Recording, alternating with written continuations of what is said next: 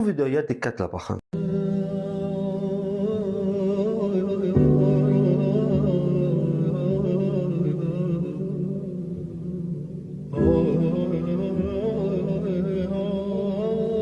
Bilməyənlər üçün deyirəm, bu görüntülər Livanda çəkilib. Bir şiə alimi cənazə namazını qıldırır və yanında da sünni alimi dayanıb. Həmin sünni alim şiələrin etiqadına hörmət əlaməti olaraq əllərini açıq saxlayır. Ancaq şiə alimi onun əli bağlı qılması üçün əlini qaldırır və sanki öz əqidəndə qıl, sən necə qılsan bizə qəbuldur deyirdi. Bu görüntülər şiə-sünni münasibətinin qısa xülasəsidir. Sünni şiə həmişə bir-birini qardaş bilib, həmişə bir-birinin etiqadına hörmət bəsləyib. Ta ki Vahabilər gələnə qədər. Vahabilər gəlib sünni ilə şiənin çiyin-çiyinə namaz qıldığını görüb başladı fitnə yaratmağa. Sən əli açıq qılırsan, sən möhürlə qılırsan, sən əlini göbəkdən aşağı tutmusan. Min bir bəhanə gətirdi. Ta ki bu qardaşlığı bir-birinə vursun. Əziz sünni qardaşlarım, bacılarım, bu Vahabilər yalnız şiələri müşrik bilmirlər. Sizləri də müşrik bilirlər.